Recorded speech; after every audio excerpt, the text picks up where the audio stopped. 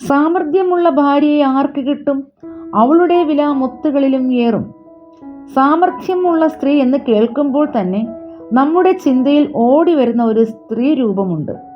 കേമിയായി ആരെയും കൂസാക്കാത്ത ധിക്കാരിയായ ഒരു സ്ത്രീ രൂപം. അതൊരു നെഗറ്റീവ് ഇമ്പാക്റ്റാണ് സൃഷ്ടിക്കുന്നത്. എന്നാൽ ഇംഗ്ലീഷ് ബൈബിളിൽ സാമർഥ്യമുള്ള ഭാര്യയ്ക്ക് ഉപയോഗിച്ചിരിക്കുന്ന വാക്ക് എ വെർച്വസ് വുമൺ എന്നാണ്. അതായത് സൽഗുണ സമ്പൂർണയായ സ്ത്രീ എന്നാണ്. വീട്ടിലായാലും ഓഫീസിലായാലും സഭയിലായിരുന്നാലും എല്ലാവരും സ്ത്രീകളെക്കുറിച്ച് ആഗ്രഹിക്കുന്നത് അവൾ സൽഗുണ സമ്പൂർണയായിരിക്കണം എന്നാണ്. 1 തിമോഥെയോസ് 2:14-15 വരെ വായിക്കുമ്പോൾ ആദാമല്ല സ്ത്രീ എത്രയോ വഞ്ചിക്കപ്പെട്ടു, ലംഘനത്തിൽ അകപ്പെട്ടത്.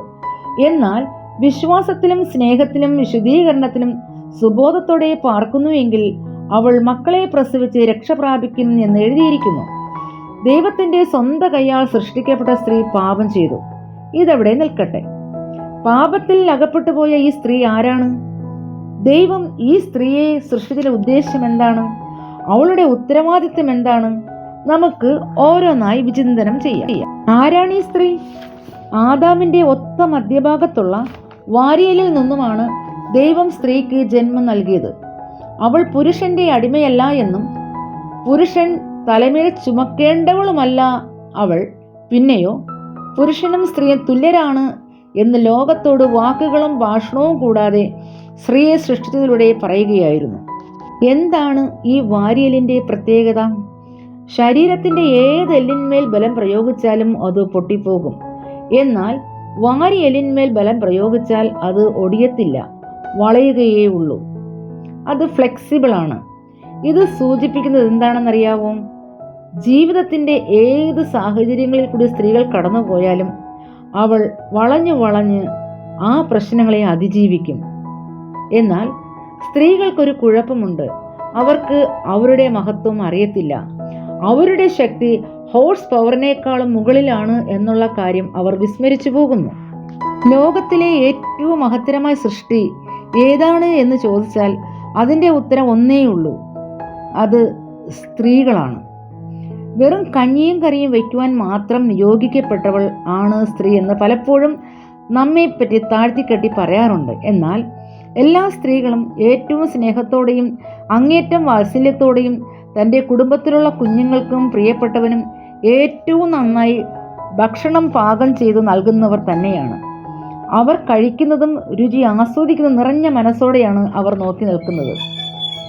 അതിന് കോട്ടം വരുന്നത് എപ്പോൾ എന്ന് ചോദിച്ചാൽ ഭർത്താവും കുഞ്ഞുങ്ങളും അവളെ മാനിക്കാതെ വരുമ്പോൾ മാത്രമാണ്. കുടുംബത്തിൽ സന്തോഷം ക്രിയേറ്റ് ചെയ്യുവാനും അതിനെ ഇല്ലായ്മയാക്കുവാനും സ്ത്രീക്ക് കഴിയും. ഒരു സ്ത്രീയുടെ ഏറ്റവും വലിയ കഴിവ് എന്ന് പറയുന്നത് ദൈവം തനിക്ക് നൽകിയ കുടുംബത്തെ ഭംഗിയാക്കുക എന്നതാണ്. അവൾ കുടുംബത്തിൻ്റെ വിളക്കാണ്. കുടുംബത്തെ തൻ്റെ നെഞ്ചോട് ചേർത്ത് സ്റ്റേബിൾ ആക്കി നിർത്തേണ്ടത് കുടുംബത്തിലെ സ്ത്രീയാണ്.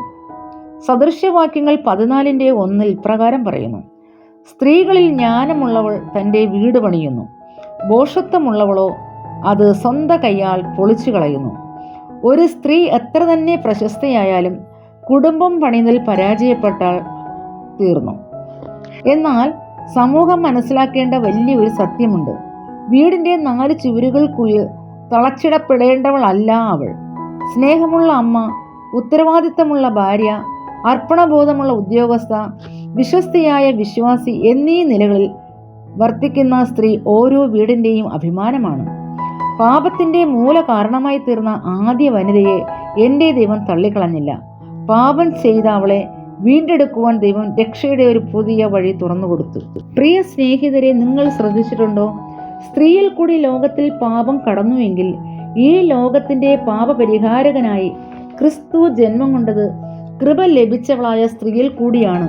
ദൈവം എത്ര നല്ലവൻ! ലോക ശ്രദ്ധയെ ആകർഷിച്ച നല്ല സ്ത്രീ കഥാപാത്രങ്ങളും ദുഷിച്ച സ്ത്രീ കഥാപാത്രങ്ങളും വിശുദ്ധ വേദപുസ്തകത്തിലുണ്ട്.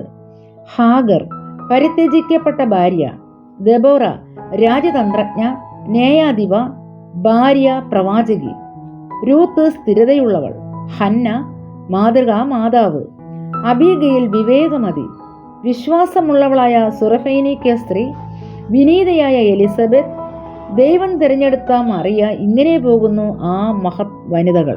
ഹൗവ ജിജ്ഞാസയുള്ളവളായിരുന്നു. അവൾ പാപം ചെയ്തു എങ്കിലും ദൈവം അവളെ തള്ളിക്കളഞ്ഞില്ല. അവൾക്ക് രക്ഷപ്പെടുവാൻ അവസരം ഒരുക്കിക്കൊടുത്തു. 1 തിമോഥെയോസ് 3:11.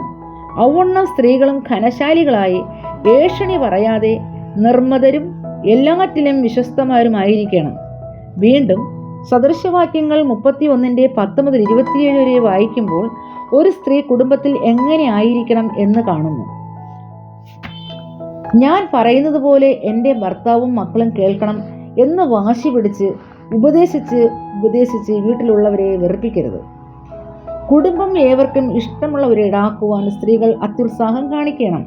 അടുക്കും ചിട്ടയും വൃത്തിയും വെടുപ്പും നല്ല വാക്കുകളും ആയിരിക്കണം നമ്മുടെ മുഖമുദ്ര. ശാന്ത സ്വഭാവം ഉള്ളവർ ആയിരിക്കണം. സ്ത്രീകൾ അവരവരുടെ കുടുംബത്തിന് വേണ്ടി ജീവിതം അർപ്പിച്ചവർ ആയിരിക്കണം. സ്ത്രീകൾ അധ്വാനശീലം ഉള്ളവരായിരിക്കണം. വെറുതെ ഇരുന്ന് അഹോവൃത്തി കഴിക്കുവാനായിട്ട് പാടില്ല. നന്നേ രാവിലെ എണീക്കുന്നവൾ ആയിരിക്കണം. എല്ലാറ്റിലും ഉപരി അവൾ സാമർഥ്യമുള്ളവൾ ആയിരിക്കണം. അതായത് സൽഗുണ സമ്പൂർണയായ സ്ത്രീ ആയിരിക്കണം.